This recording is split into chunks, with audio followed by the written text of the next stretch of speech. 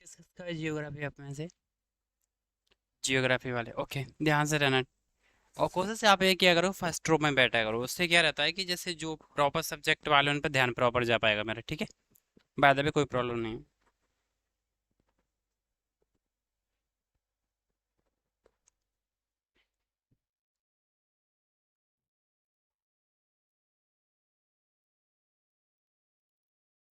कौन सा वाला? हाँ बेटा, ये भाग 2 का है। जियोग्राफी के दो भाग होते हैं, फिजिकल और ह्यूमन जियोग्राफी। तो ये जो स्टडी आप कर रहे हैं ना अभी, ये ह्यूमन जियोग्राफी, मानव भूगोल, ठीक है?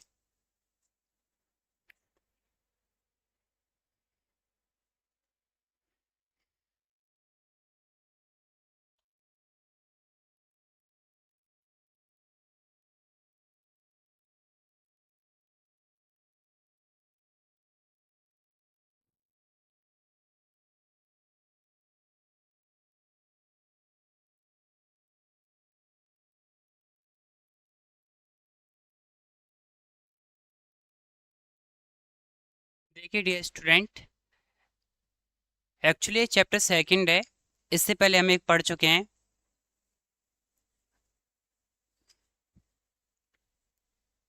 Chapter second, okay. Class 12th NCERT geography का जो मानव भूगोल है यानी ह्यूमन जियोग्राफी है, ह्यूमन जियोग्राफी का चैप्टर कौन सा है? सेकंड। इससे पहले एक और है जो इसमें दिया नहीं है, मैं पढ़ा चुका हूँ, ठीक है? हाँ, उससे रिलेटेड है वो। ये भी तो उसी से है, ह्यूमन जियोग्राफी, ठीक है? इसमें आपको स्टडी क्या करना है, लाइक जनसंख्या, उसका वितरण, घनत्व, वृद्धि और उसका संगठन, ठीक है? अभी होते क्या है उसको समझना जरूरी है, ओके? ध्यान से सुनिए। वितरण का सिंपल सेंस है, इसमें टर्म रहेंगे अलग अलग स्टूडेंट, तो आपको समझना जरूरी है कि सेंस क्या है। जैसे वितरण से आप क्या समझते हो, घनत्व क्या है, वृद्धि क्या है और संगठन क्या है। वितरण का सिंपल सा मतलब है डिस्ट्रीब्यूशन। इंग्लिश मीडियम का तो नहीं है कोई? ठीक। सो वितरण का मतलब डिस्ट्रीब्यूशन, कितने में जनसंख्या कहाँ पर कितनी रह रही है, इसको वितरण बोलेंगे। और घनत्व का मतलब होता है डेंसिटी, और डेंसिटी का सेंस ये है कि सपोज दैट इतने एरिया में अगर 5K पीपल रह रहे हैं, तो इतने एरिया में कितने रहे होंगे? सपोज दैट आपने कह दिया कि 1,000 रह रहे हैं, और जो बड़ा एरिया तो आपने बोले 5,000 रह रहे हैं। तो ये घनत्व निकाला जाता है, कैसे निकालते हैं? कुल जनसंख्या में कुल क्षेत्रफल का भाग दे करके।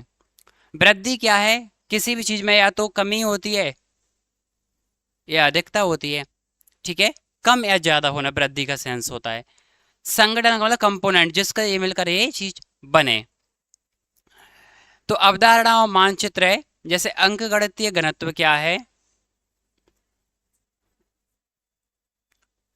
जो कि यहाँ पर दिया गया, देखिए आप।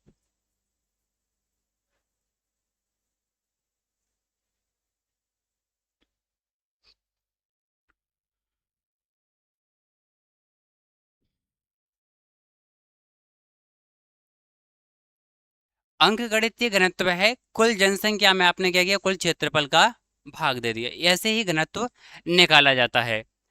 जैसे पहले कहा है कायक घनत्व, यानी कुल जनसंख्या बराबर निवल कृषित क्षेत्र। कायक का सेंस यहाँ पर ये है कि जो कुल जनसंख्या जिसमें कृषि या काम करने वाले लोग हैं, उनकी जनसंख्या निकाली गई है। ऐसे कृषि घनत्व निकालना है तो क्या करना है, कुल कृषि जनसंख्या में आपको डिवाइड करना है निवल कृषित क्षेत्र। यानी मान लो आपके पास 200 हेक्टेयर जमीन है, फिर आपको देखना है कि कितना कृषि क्षेत्र है आपके पास जिसमें आप खेती कर पा रहे हो। मान लो अगर आप कर पा रहे हो 100 हेक्टेयर में, तो आपके पास ओनली इसमें डिवाइड करने के बाद जो निकलेगा वही रहेगा आपका कृषि घनत्व क्षेत्र। ठीक है, जनसंख्या के बारे में पढ़ रहे हैं। जनसंख्या से आज से बिल्कुल सिंपल सा है, किसी क्षेत्र या किसी राज्य में निवास करने वाले लोगों की संख्या को ही हम क्या बोलते हैं, जनसंख्या। जनसंख्या का एक घनत्व है, एक वृद्धि और एक संगठन और एक वितरण, जो अभी चैप्टर में हमने समझा है। घनत्व इस तरीके से निकाला जाएगा। वृद्धि क्या है, जैसे रुद्र वृद्धि का काल 1901 से 1942 का समय, फिर 1921 से 1951 का समय, जहां पर स्थिर वृद्धि रही, ज्यादा जनसंख्या में वृद्धि नहीं हो पाई। फिर विस्फोट का काल 1950, आजादी के बाद भारत में जनसंख्या बहुत तेज गति से बढ़ी, बहुत ज्यादा तीव्र गति से। और उसके बाद घटती वृद्धि का काल 1981 के बाद जनसंख्या में थोड़ी सी स्थिरता आई है, थोड़ी धीरे धीरे ग्रो हो रही है। संगठन क्या है, जनसंख्या में संगठन किसका होता है, किन किन क्षेत्रों से मिलकर के जनसंख्या कुल बनती है। ग्रामीण, नगरीय, भाषाई, धार्मिक, व्यावसायिक, लिंग संगठन, श्रम की प्रतिभागिता और प्रमुख धार्मिक समुदाय। इस सभी चीजों से, चाहे वो भाषा, धर्म, व्यावसायिक, लिंग संगठन, श्रम की प्रतिभागिता, लिंग इन द सेंस की मेल और फीमेल, महिला और पुरुष, श्रम की प्रतिभागिता और प्रमुख धार्मिक समुदाय, इन सब को मिलाकर बनता है जनसंख्या का संगठन। वितरण क्या है, उच्च सांद्रण वाले राज्य, मध्य सांद्रण वाले राज्य और निम्न सांद्रण वाले राज्य। सांद्रण का मतलब घनत्व, सांद्रण का सेंस बता रहा हूं। जैसे अपन बोल सकते हैं कहीं पर जनसंख्या कैसी है, किसी राज्य में अधिक तो किसी राज्य में कम, ठीक है, और किसी में मध्य, ना ज्यादा कम है ना ज्यादा है, ठीक है, इसी को सांद्रण बोलते हैं। ठीक है,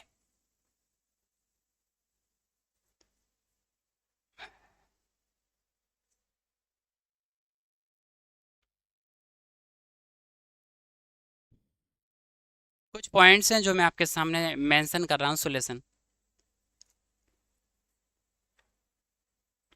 जो चीज समझ में नहीं आया पूछ लिया करो, ठीक है।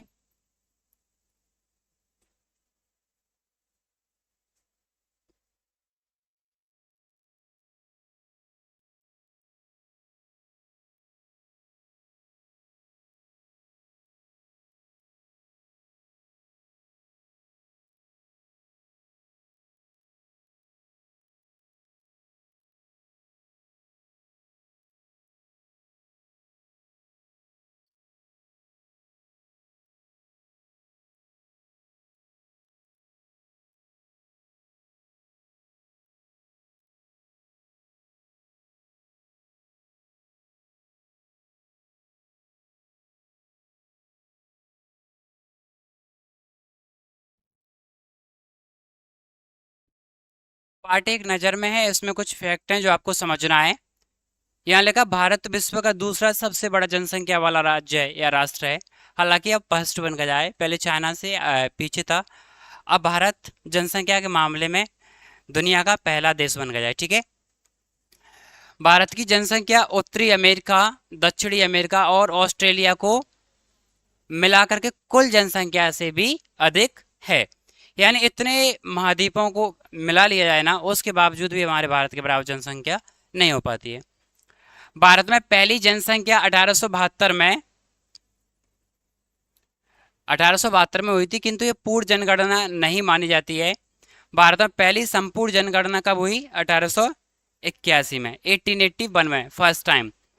इसलिए आप देखना लास्ट में है ना, जैसे 2001, फिर 2011, फिर 2021 या 1981, 91, वो 10 का डिकेड चल रहा है। हर 10 वर्ष में जनसंख्या एक बार गणना हो जाती है। सन 2011 की जनगणना के अनुसार भारत की कुल जनसंख्या कितनी है, 121 करोड़। 2011 की जनगणना के अनुसार 121 करोड़ है। भारत के केवल 10 राज्यों में उत्तर प्रदेश, महाराष्ट्र, बिहार, पश्चिम बंगाल, आंध्र प्रदेश, तमिलनाडु, मध्य प्रदेश, राजस्थान, कर्नाटक व गुजरात में भारत की कुल जनसंख्या का 76% निवास करता है। यानी लगभग 100% में से लगभग 3/4 जनसंख्या कहाँ रह रही है? इन 10 राज्यों में। बाकी शेष राज्यों में जनसंख्या अपनी रह रही है। ठीक है। भारत में दिल्ली, मुंबई, कोलकाता, बेंगलोर, पुणे, अहमदाबाद, चेन्नई और जयपुर जैसे नगरीय क्षेत्र अपने औद्योगिक विकास और नगरीकरण के कारण बड़ी संख्या में ग्रामीण व छोटे शहरों की जनसंख्या को अपनी ओर आकर्षित करते हैं। इसलिए इन महानगरों में जनसंख्या का उच्च सांद्रण है, और उच्च सांद्रण का सिंपल मतलब जनसंख्या की अधिकता पाई जाती है।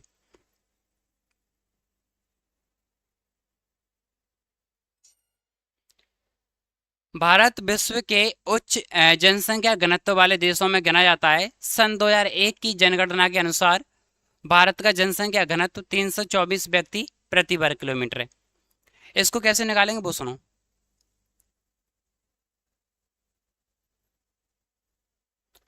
जैसे आपने क्या किया, जनसंख्या घनत्व निकालना है।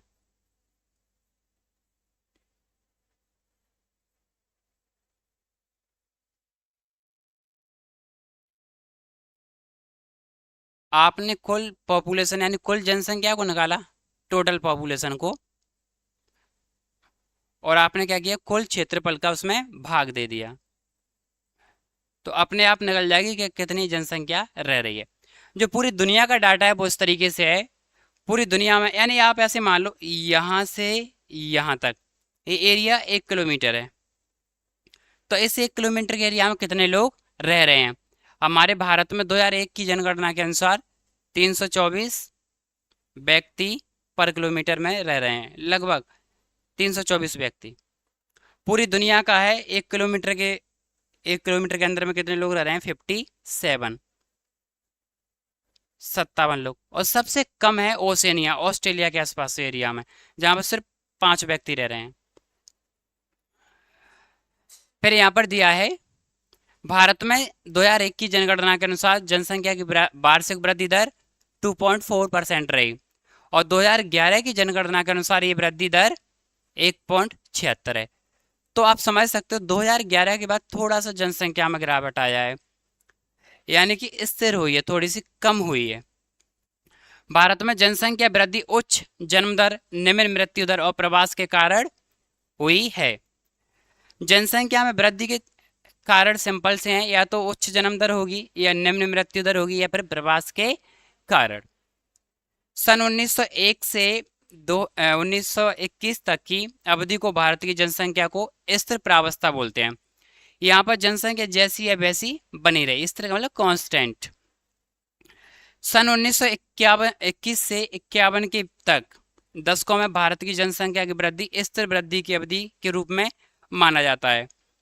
1951 से 81 यहाँ जनसंख्या विस्फोट का समय है।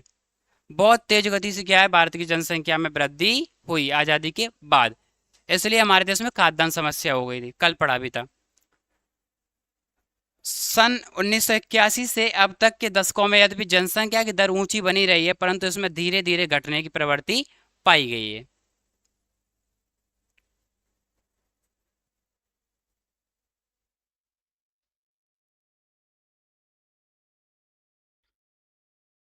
ये कुछ डाटा है 2011 की जनगणना का, जिसे अपन समझ लेते हैं। ठीक है।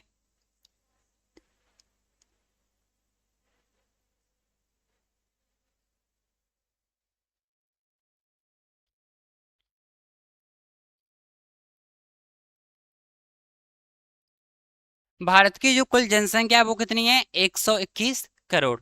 हालांकि अब है ना लगभग हो गई,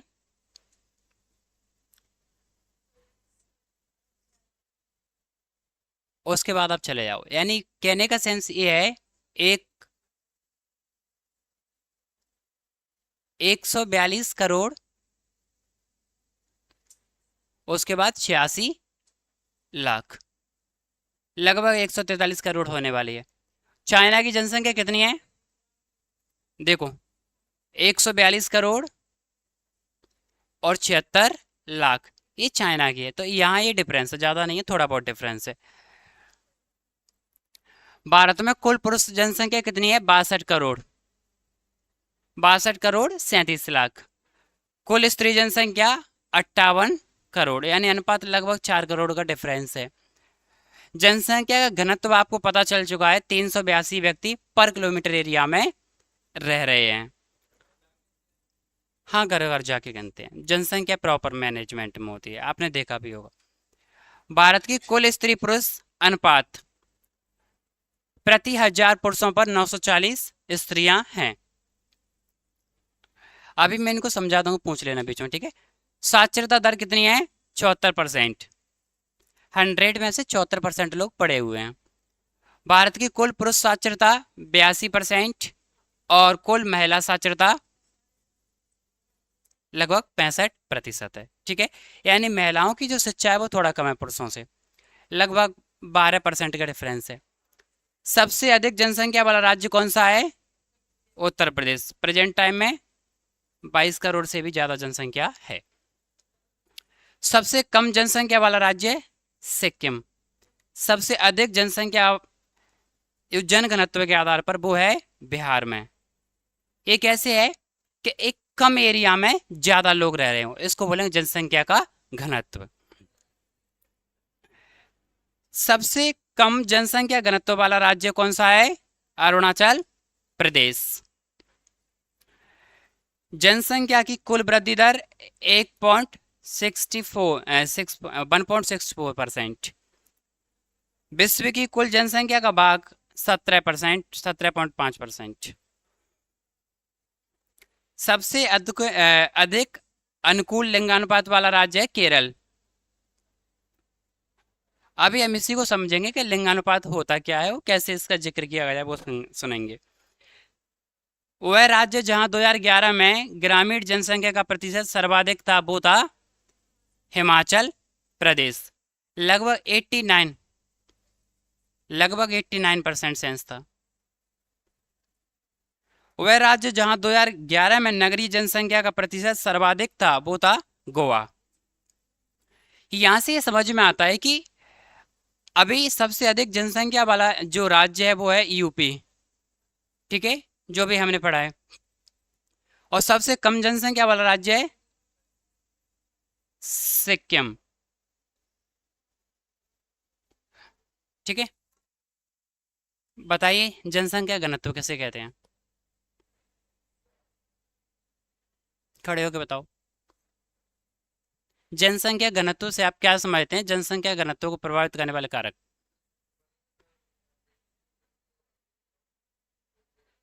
कैसे निकलेगी?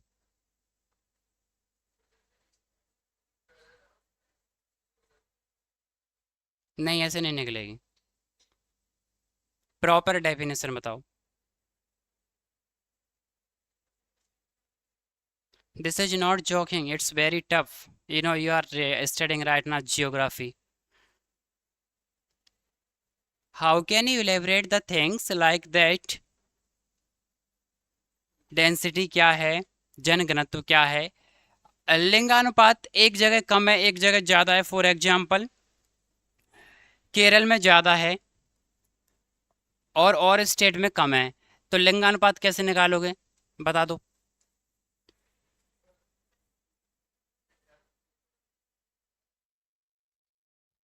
कुल 1000 व्यक्तियों पर, पुरुषों पर, बच्चों पर, महिलाओं पर, किन पर? If you do not understand properly, you will not get understand what I'm telling to you, okay? Keep reminder in your mind. बैठ जाओ। सबसे कम जनसंख्या और घनत्व वाला राज्य है अरुणाचल प्रदेश। आपको ध्यान रखना, जनसंख्या के घनत्व में सबसे अधिक बिहार और सबसे कम में अरुणाचल प्रदेश। ये आपको ध्यान रखना है। ये घनत्व के मामले में बात कर रहा हूं मैं, यानी कि 1 किलोमीटर के एरिया में कितने लोग रह रहे हैं उस आधार पर। और सबसे अधिक जनसंख्या वाला राज्य यूपी, सबसे कम सिक्किम। फिर उसके बाद में आता है लिंगानुपात के मामले में 2 राज्य हैं, केरल और हरियाणा। प्रति 1000 पुरुषों पर महिलाएं, आप ऐसे मान सकते हो लिंगानुपात को ऐसे निकालेंगे हम,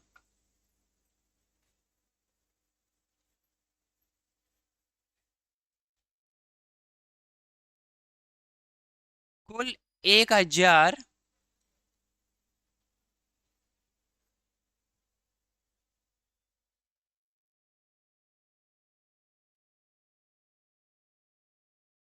एक मिनट,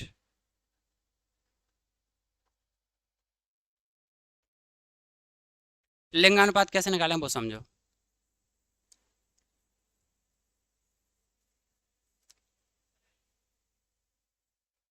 कुल 1000 पुरुष हैं ये, ठीक है। इन पुरुषों पर कुल महिलाएं कितनी हैं,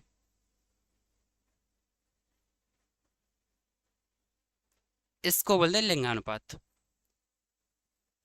जैसे प्रति 1000 महिलाओं पर प्रति 1000 पुरुषों पर कितनी महिलाएं वेरी कर रही हैं, इसको समझना होगा।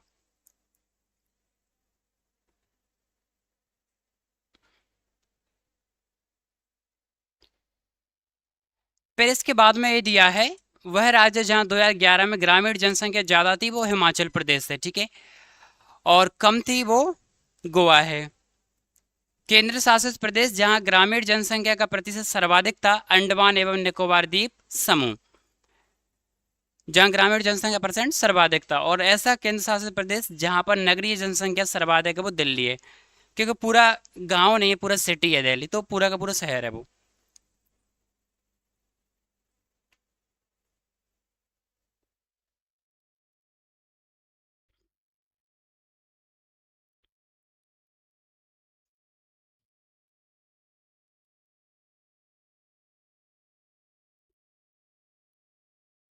हम विश्व की जनसंख्या के बारे में समझ रहे हैं,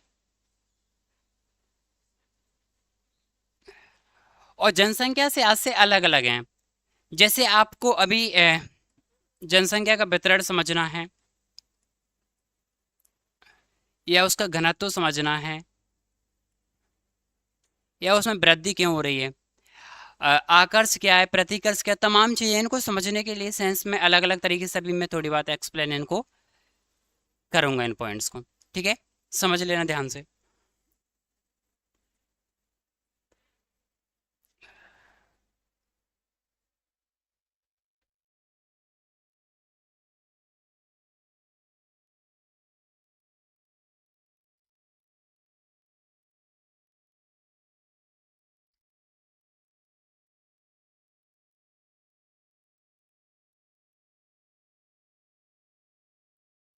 पहले अति लघु तो क्वेश्चन लेते हैं अपने, इसको थोड़ा सा देखिए।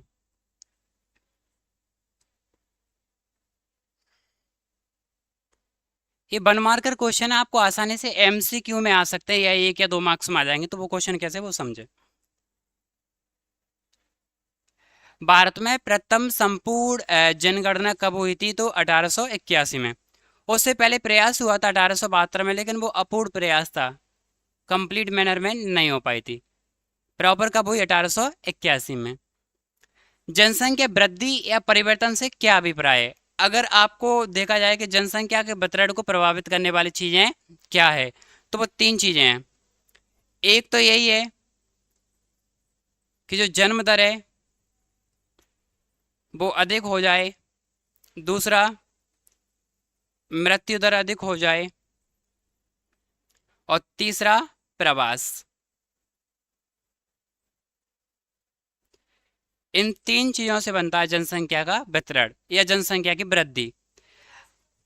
प्रवास यानी एक जगह, जैसे आप यहाँ पर अभी ग्वालियर में रह रहे हो, अब ग्वालियर से आप इंदौर चले गए, प्रॉपर चले गए, रहने के लिए नहीं, वैसे ही मतलब यहाँ से छोड़कर चले गए, तो ये आपका प्रवास हो गया। तो किसी भी क्षेत्र की जनसंख्या को प्रभावित करने के लिए 3 चीजें जरूरी हैं। एक जन्म दर, या तो वहां पर जनसंख्या बढ़ जाए तो जनसंख्या बढ़ सकती है, या फिर उसकी मृत्यु दर बढ़ जाए। तो जन्म दर कम है, मृत्यु दर ज्यादा हो गई, तो लोग मर ज्यादा रहे हैं, जन्म कम ले रहे हैं, तो फिर भी जनसंख्या प्रभावित होगी। और एक होता है प्रवास। जैसे मान लो किसी गांव की मैं बात कर रहा हूं, जहां की जनसंख्या है 5000। उस सेंस में अगर जन्म दर ज्यादा है तो जनसंख्या बढ़ती जाएगी, तो जनसंख्या प्रभावित है। दूसरा, अगर मृत्यु दर ज्यादा है, यानी कि जन्म लेने वाले व्यक्तियों से ज्यादा मर रहे हैं, मरने वाले हैं, तो भी जनसंख्या प्रभावित होगी। या फिर इस गांव के लोग यहाँ से छोड़कर कहीं दूसरी जगह चले गए, तो भी जनसंख्या प्रभावित होगी। जनसंख्या वृद्धि या परिवर्तन से आप क्या समझते हैं? दो विभिन्न समय बिंदुओं के मध्य जनसंख्या के होने वाले शुद्ध परिवर्तन को जनसंख्या वृद्धि कहते हैं। जैसे जन्म दर और मृत्यु दर, इन दोनों के बीच में जो अंतर है वो ये जनसंख्या वृद्धि। जनांक की विशेषताओं के अंतर्गत किन बातों का अध्ययन किया जाता है? जनसंख्या की भौतिक, सामाजिक, सांस्कृतिक व आर्थिक विशेषताओं को जनसंख्या का संगठन कहते हैं। आयु, लिंग, निवास स्थान, भाषा और वैवाहिक स्थिति, मानव प्रजातीयता, साक्षरता, शिक्षा और व्यावसायिक संरचना प्रमुख सामाजिक आर्थिक विशेषताएं हैं। ये जनांक की यानी कि पॉपुलेशन का जो डेमोग्राफी करते हैं उसके अंतर्गत किन बातों का अध्ययन किया जाता है? तो समस्त चीजों को लिया जाता है, भौतिक, सामाजिक, सांस्कृतिक क्षेत्रों को। जनसंख्या की वास्तविक वृद्धि की गणना कैसे की जाती है? Real growth. वास्तविक वृद्धि में सिंपल सा मतलब है, देखो, जन्म और मृत्यु प्लस प्रवास और उत्प्रवास, ये क्या है इसको देखो। आप्रवास और उत्प्रवास यानी कि एक जगह से आप दूसरी जगह जो रहने चले गए, यही प्रवास है, इसी को आप्रवास बोलते हैं। एक जगह से दूसरी जगह गए हैं, आप्रवास। उत्प्रवास यानी एक जगह से दूसरी जगह आ जाएं और फिर दूसरी जगह की जनसंख्या बढ़ा दें। भारत में कौन से राज्य में बौद्ध सबसे ज्यादा है? धर्म के आधार पर आ गया, महाराष्ट्र में। कुल जनसंख्या में सर्वाधिक प्रतिशत में सिक्किम में नहीं है, सिक्किम में नहीं है, सिंपल सी बात है। भारत में कौन सा भाषाई समूह विशालतम है? भारतीय आर्य समूह, आर्य लोग जिनके बारे में आप हिस्ट्री में पढ़ेंगे। श्रम की प्रतिभागिता दर से क्या है? आर्य समूह लगभग जो वैदिक काल है ना,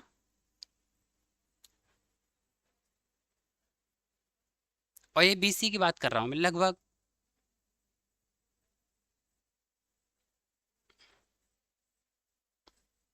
इस वैदिक टाइम पीरियड में जो लोग थे ना भारत की भूमि पर जो शासन कर रहे थे, वो आर्य थे। जो भारतीय लोग थे आर्य, आर्यों का ही ये वंश था, इसीलिए हमारे भारत का नाम क्या पड़ गया? आर्यावर्त, यानी आर्यों का निवास स्थान आर्यावर्त। ये भारत का पुराना नाम है, हिंदुस्तान, भारत, इंडिया का पुराना नाम आर्यावर्त है। तो आर्य जब भारत में आए, फिर आर्य ने यहाँ रहा, इसलिए पता है जब आप हड़प्पा के बारे में पढ़ते हो तो बोला जाता है कि पता नहीं आर्य लोगों ने आक्रमण तो नहीं कर दिया हड़प्पा वालों पर। वो यही वाला क्वेश्चन है, उसी से संबंधित है।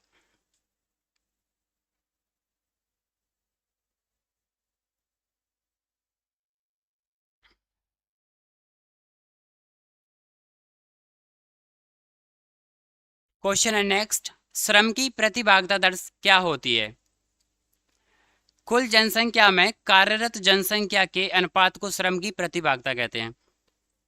जैसे मान लो 142 करोड़ जनसंख्या है भारत की, इसमें अगर 86 करोड़ जनसंख्या कैसी है? जो श्रम यानी काम कर रही है, तो इसी को हम बोलेंगे क्या? श्रम की प्रतिभागिता दर, कि कितने लोग पार्टिसिपेट कर रहे हैं। मुख्य श्रमिक किसे कहते हैं? वर्ष वर्ष में 183 दिन कम से कम रोजगार में लगे हुए व्यक्ति को मुख्य श्रमिक कहते हैं। यानी ऐसा व्यक्ति जिसके पास काम है 183 दिन, लगभग 6 महीने तक लगातार काम करने के पास उसके साधन है, यानी वो मुख्य श्रमिक है। इसमें प्रमुख रूप से किसान भी आएगा और जो जॉब कर रहे हैं वो लोग भी। भारत की जनसंख्या का अधिकांशतः भाग किस वर्ग के आर्थिक कार्य में लगा है? यहाँ जनसंख्या कितने प्रतिशत है?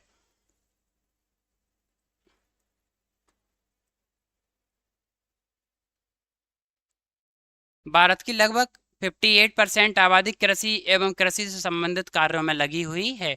इससे ज्यादा ही मान लो, क्योंकि भारत का देश पूरा कृषि प्रधान देश है अपना।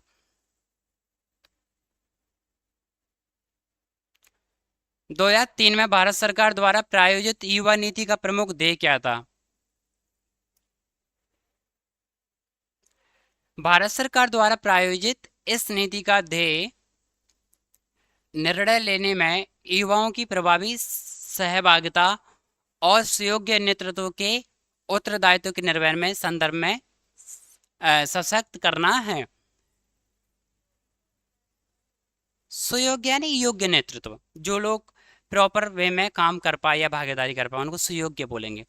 भारत सरकार द्वारा प्रायोजित इस नीति का ध्येय का मतलब होता है उद्देश्य, निर्णय लेने में युवाओं की प्रभावी सहभागिता, यानी आप जैसे आप यूथ हो इस देश के, तो आप जो भी निर्णय ले रहे हो ना वो सेल्फ डिसीजन होने, स्वयं का ऐसा नहीं कि हम किसी दूसरे के कहने पर ले रहे, खुद सोचें फिर समझें, उसके आधार पर एक सुयोग्य यानी एक योग्य नेतृत्व के लिए उत्तरदायित्व के निर्वहन के लिए संदर्भ में सशक्त करना, यानी मजबूत, सशक्त का मतलब मजबूत करना है। 2001 और 2011 की जनगणना के अनुसार भारत की जनसंख्या की वार्षिक वृद्धि दर कितनी है? ये आप याद कर लेना, एमसीक्यू में आएगा ये वाला पॉइंट। 2001 में 2.4% है और फिर हो गई 1.64% वृद्धि दर। कायक और कृषि घनत्व का सूत्र लिखिए। तो कायक घनत्व मैं आपको बता चुका हूं, जो कार्यशील जनसंख्या, कुल जनसंख्या और निवल कृषि क्षेत्र। निवल यानी कुल यानी टोटल, कुल कृषि क्षेत्र कितना है उसमें कितने लोग काम कर रहे हैं उसी को कायक घनत्व बोलेंगे। और कृषि घनत्व कैसे निकालेंगे? कुल कृषि क्षेत्र में कुल कृषि की जनसंख्या, जो सिर्फ जनसंख्या कृषि पर आधारित है। ऐसे भारत में उत्तरी पूर्वी राज्यों की भाषाएं किस भाषा परिवार से संबंधित हैं? नॉर्थ ईस्ट की बात चल रही है। उत्तरी पूर्वी राज्यों की भाषाएं चीनी तिब्बती भाषा परिवार का या परिवार से संबंधित। उसका रीजन भी यही है, बिकॉज इंडिया का जैसे मैप बनाओगे आप, सपोज दैट, तो इसका जो एरिया है इधर, ये चाइना है, फिर तिब्बत है, फिर म्यांमार है, तो इस एरिया, इस पूरे एरिया को संबंधित जो भाषा परिवार चन्नी तिब्बी भाषा है। भारत ने राष्ट्रीय युवा नीति को कब अपनाया? तो भारत सरकार ने 2003 में इसे अपनाया। किसको? भारतीय राष्ट्रीय युवा नीति को। भारत की जनसंख्या में युवा जनसंख्या कितने परसेंट है? तो वो है 22%। हमारे संविधान में कुल भाषाएं कितनी हैं? 22 भाषाएं। आर्थिक गतिविधियों में स्त्री की कम प्रतिभागिता के कारण बताइए। मतलब ज्यादातर गतिविधियों में स्त्री की जो भागीदारी है वो कम है, वो क्यों है? देखिए आप,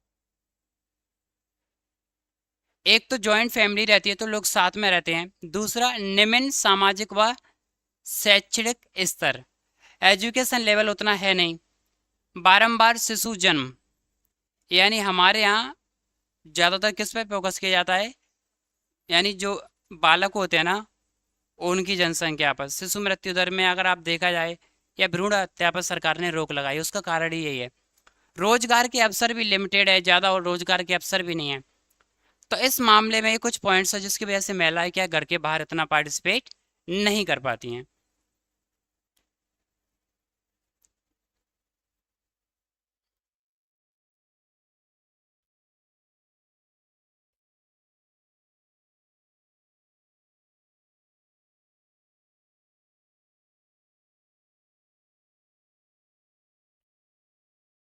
ये क्वेश्चन है और एग्जाम में आ चुका है, तो आप ध्यान से सुनेंगे, समझेंगे इसका आंसर क्या और यही क्यों है।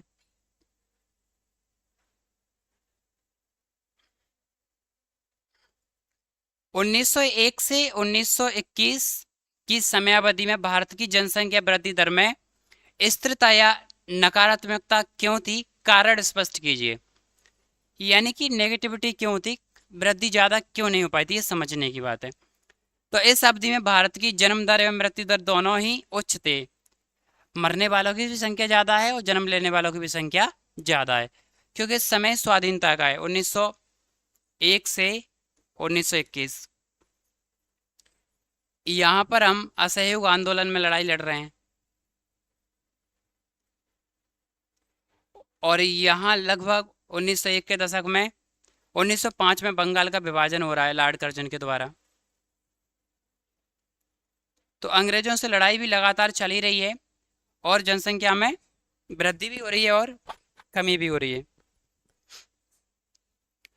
दूसरा है, अब इसके रीजन देखो, स्वास्थ्य संबंधी सुविधाओं का अभाव हो जाना, लोगों में साक्षरता प्रतिशत बहुत कम है, पढ़े लिखे कम थे, स्वास्थ्य ठीक नहीं था, खाद्यान्न एवं अन्य आधारभूत सुविधाओं की समुचित वितरण की व्यवस्था नहीं थी। यानी तीन प्रमुख समस्या थी। एक तो स्वास्थ्य है, दूसरा शिक्षा नहीं थी, जागरूकता नहीं थी लोगों के अंदर, और तीसरा पॉइंट है खाद्यान्न, फूड ग्रेन। इसलिए भुखमरी भी थी और बहुत सारे लोग तो भूख की वजह से मर गए। ये तीन पॉइंट है जिसकी वजह से इसमें स्थिर वृद्धि नहीं हो पाई थी।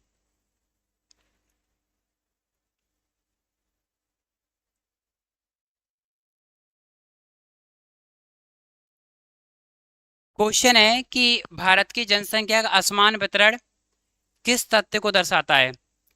असमान वितरण के रीजन क्या है? जैसे एक तो भूगोलीय होगा, भौगोलिक संरचना, दूसरा सामाजिक कारक,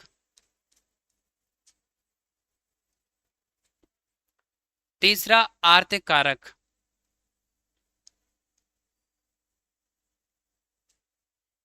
सामाजिक आर्थिक और एक राजनीतिक कारक, जो कि इतना ज्यादा नहीं है लेकिन फिर भी।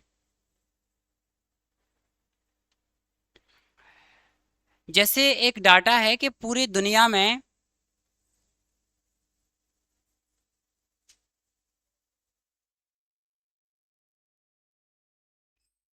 जो 90% जनसंख्या है वो दुनिया के सिर्फ 10 देशों में है, और वो देश ऐसे हैं जहां पर ये सुविधाएं ठीक है, जैसे कि जियोग्राफिकल लोकेशन ठीक है, समतल एरिया में जनसंख्या ज़्यादा होगी, और जैसे अगर रेगिस्तान अगर राजस्थान में जाएं तो जहां पर पानी की प्रॉपर व्यवस्था नहीं वहां पर जनसंख्या कम होगी। आज से अगर देखा जाए पूरे डाटा निकाले पूरे विश्व का, तो ज़्यादातर लोग वहां रहते हैं जो नदी घाटियां हैं। जैसे हड़प्पा सभ्यता है तो सिंधु नदी के किनारे पर थी, यानी लोग नदी या तालाब या पानी वगैरह जहाँ पर है उसके पास में ज़्यादा रहते हैं। तो इस बात से हम ये सोच सकते हैं कि जहाँ पर जनसंख्या ज़्यादा है उसके लिए कुछ कारक हैं, जैसे खेती हो रही होगी वहाँ पर, दूसरा वहाँ पर उस एरिया में पानी की व्यवस्था होगी, तीसरा वो प्लेन एरिया होगा समतल, चौथा वहाँ की ज़मीन इतनी उपजाऊ होगी कि कृषि का उत्पादन ज़्यादा से ज़्यादा वो लोग कर पाएँ। आर्थिक क्षेत्र, जैसे मान लो कहीं पर उद्योग वगैरह फैक्ट्री है तो वहाँ के लोगों का जीवन स्तर अच्छा होगा क्योंकि उनको क्या मिल जाएगा, रोजगार मिल जाएगा। राजनीतिक कारण इतने ज़्यादा मायने नहीं रखेगा। क्वेश्चन सुनिए, भारत की जनसंख्या का असमान वितरण किस तथ्य को दर्शाता है। समान और असमान, यानी कि जनसंख्या कहीं ज्यादा है कहीं कम है, इसका रीजन क्या है। भारत की लगभग 76% आबादी कहाँ रह रही है? यूपी, महाराष्ट्र, बिहार, पश्चिम बंगाल, आंध्र प्रदेश, तमिलनाडु, मध्य प्रदेश, राजस्थान, कर्नाटक, गुजरात। ये ऐसे राज्य हैं जिनमें कम से कम 7 करोड़ या 8 करोड़ से ज़्यादा जनसंख्या है। सभी में, किसी में 10 करोड़ है, किसी में 12 करोड़ है। उत्तर प्रदेश में सबसे ज़्यादा, पाकिस्तान से भी ज़्यादा जनसंख्या है। अब असमान वितरण क्यों है? देखो, कृषि के लिए उपयुक्त जलवायु एवं उच्चावच, जैसे यूपी की अगर मैं बात करूं तो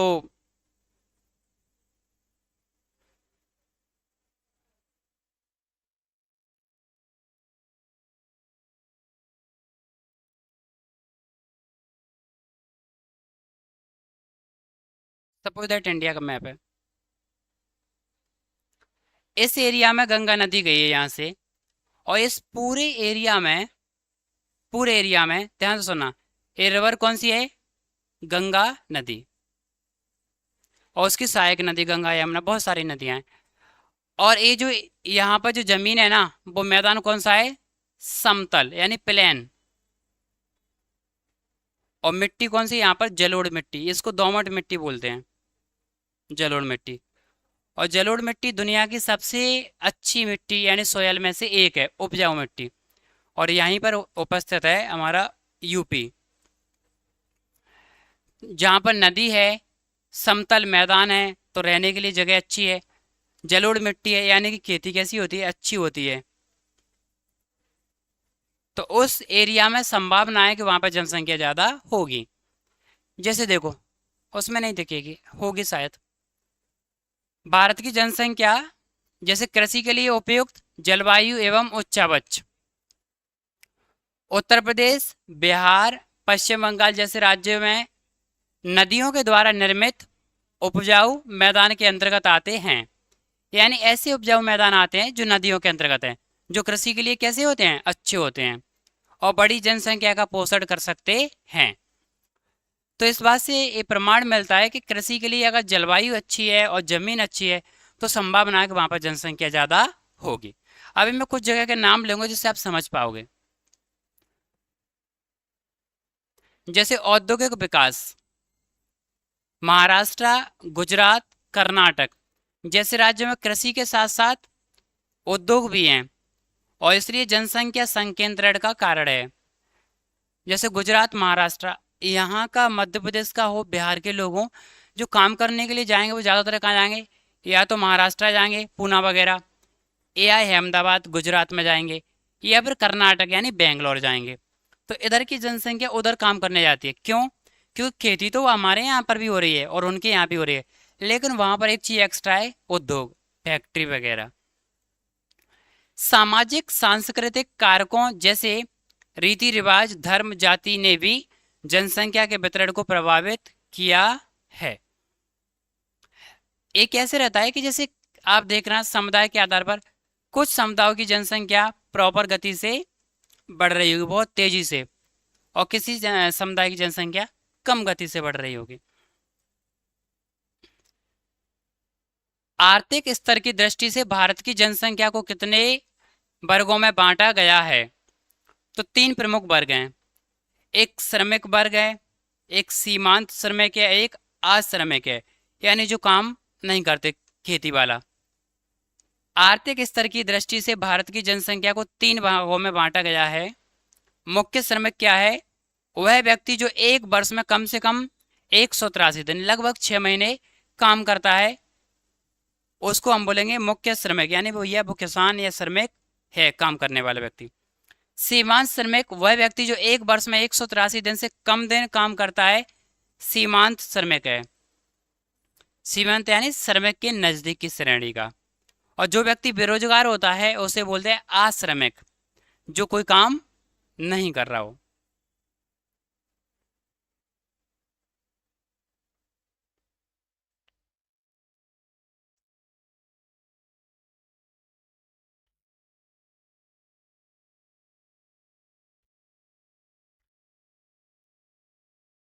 इस क्वेश्चन को समझ लो, ये काफी इंपॉर्टेंट क्वेश्चन है। जनसंख्या घनत्व किसे कहते हैं और जनसंख्या वितरण को प्रभावित करने वाले भौतिक कारणों को उदाहरण स्पष्ट कीजिए।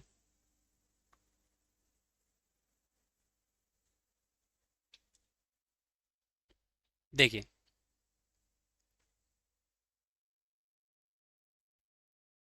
घनत्व मैं आपको बता चुका हूं, जनसंख्या का घनत्व।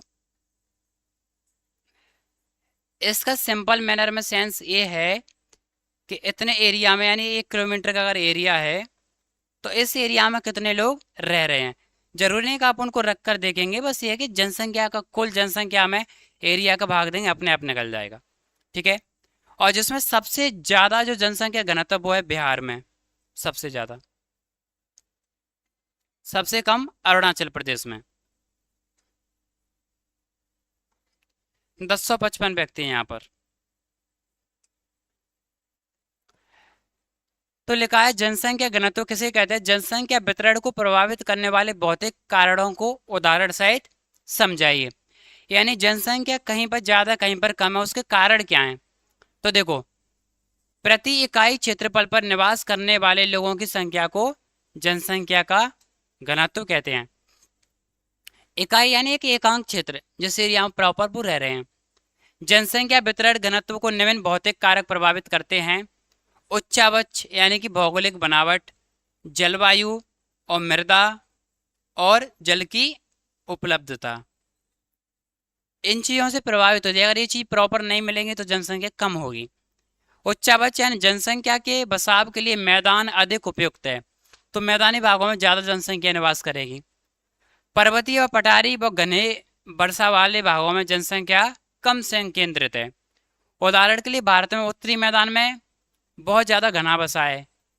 उत्तरी मैदान यानी मध्य प्रदेश के ऊपर का पूरा एरिया, जबकि उत्तर पर्वतीय या उत्तर पूर्वी भाग तथा उत्तर पूर्वी वर्षा वाले भागों में जनसंख्या घनत्व कम है। जहाँ जनसंख्या मतलब पानी बहुत ज्यादा है लेकिन फिर भी जनसंख्या घनत्व कम है, क्योंकि वहां पर समतल मैदान नहीं है। जलवायु जलवायु जनसंख्या वितरण को प्रभावित करती है, जैसे कि थार यानी कि जलवायु दोनों चीज़ों में निर्भर करेगी। ज़्यादा ठंडी होगी तो भी वहाँ पर लोग कम रहेंगे, और ज़्यादा गर्म स्थान है तो भी लोग कम रहेंगे। तो जनसंख्या घनत्व वितरण को प्रभावित करती है। थार मरुस्थल में गर्म जलवायु और पठारी भाग व हिमालय के ठंडे क्षेत्र में सम जलवायु वाले क्षेत्रों में अपेक्षाकृत कम घने बसे हैं, यानी यहाँ पर जनसंख्या कम है। हिमाचल प्रदेश में ज़्यादा सर्दी है, जम्मू कश्मीर में जनसंख्या कम है। वहीं राजस्थान का जो एरिया है उसके कुछ भाग में जनसंख्या कम है, क्योंकि वहाँ सिर्फ रेत है और गर्म स्थान है ज़्यादातर। मृदा कृषि को प्रभावित करती है। अब एग्रीकल्चर किस पर निर्भर करेगी? सॉइल कि मिट्टी कैसी है। उपजाऊ मृदा वाले क्षेत्रों में कृषि अच्छी होने के कारण अच्छी होती है, इसलिए ये भाग अधिक घने बसे हैं, यानी वहाँ पर जनसंख्या ज़्यादा है। यूपी, हरियाणा और पंजाब में ये जनसंख्या ज़्यादा है। उपलब्धता के आधार पर जल की उपलब्धता बसावट को आकर्षित करती है। अधिक घने बसे होते हैं जिसमें जैसे सतलज और गंगा का तटीय मैदान। जहाँ पर जनसंख्या ज़्यादा होगी उसके सिंपल से कारण यही है कि अगर जलवायु ठीक है यानी पानी की व्यवस्था है, कृषि ठीक है और समतल मैदान है और जल यानी कि पानी की उपलब्धता है, अगर ये चीज़ें एक ही जगह पर मिल जाएं तो संभावना है कि वहाँ पर जनसंख्या ज़्यादा होगी। जैसे यूपी में जलवायु ठीक है, पानी ठीक ठाक होता है, कृषि ठीक है क्योंकि जलोढ़ मिट्टी है, समतल मैदान है और पानी गंगा नदी से मिल ही जाता है, तो जनसंख्या बहुत ज़्यादा है। ठीक है। नॉर्थ ईस्ट के जो स्टेट हैं जैसे कि अरुणाचल प्रदेश, असम, मेघालय, इनमें क्या है, पानी बहुत ज़्यादा है, बारिश बहुत ज़्यादा होती है, समतल मैदान नहीं है, तो लोग वहाँ पर कम रहते हैं। पानी ज़्यादा है, बरसात ज़्यादा होती है क्योंकि वहाँ पर पूरा फॉरेस्ट है, जंगल एरिया है, और फिर बंगाल की खाड़ी से मानसून आता है तो सबसे पहले ज़्यादातर रेनफॉल वहीं होती है। दुनिया की सबसे ज़्यादा जो वर्षा है वो भारत में ही होती है, मौसिनराम मेघालय में। मेघालय आप देख लो बांग्लादेश के जस्ट ऊपर है।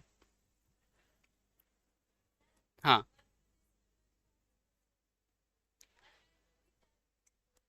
चारों चीज़ हैं हमारे मध्य प्रदेश में, लेकिन एक चीज़ की कमी है, जो पानी की उपलब्धता है वो प्रॉपर नहीं है। जितना पानी उत्तर प्रदेश को मिलता है उतना मध्य प्रदेश में नहीं है। पानी की समस्या हमारे मध्य प्रदेश में ज़्यादा है क्योंकि बरसात उतनी ज़्यादा नहीं होती है, ये रीज़न है।